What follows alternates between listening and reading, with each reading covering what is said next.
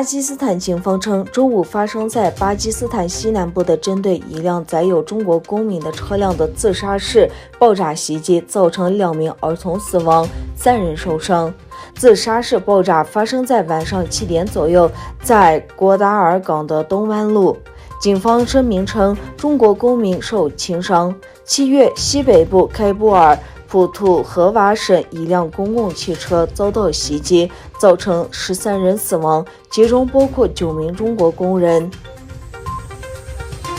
德国总理默克尔已飞往莫斯科与俄罗斯总统普京举行会谈，这是他最后一次对俄罗斯进行正式访问。在执政近16年之后，默克尔将于下月卸任。普京表示，与默克尔交谈的优先议题之一是阿富汗问题。默克尔表示有必要与控制阿富汗的塔利班谈判。美国电信运营商 T-Mobile 近日表示，该公司确认有大量的用户数据遭到泄露。最新消息显示，有530万后付费用户信息也遭到泄露，但社保代码、驾照信息没有包含在泄露信息在内。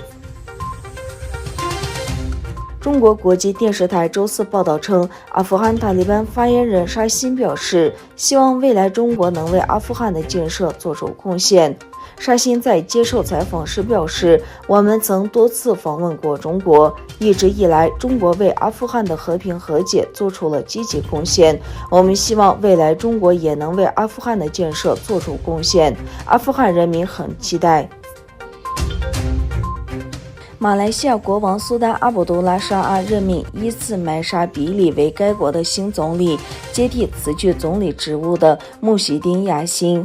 马来民族主义的捍卫者伊斯麦沙比里此前曾因说该国的马来人应该比其他民族拥有经济优势而受到批评。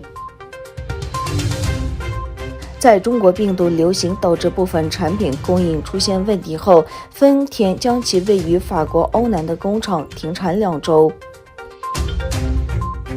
美国国务卿布林肯表示，将与北溪2项目有关的2名俄罗斯公民以及1艘俄罗斯船舶列入制裁名单。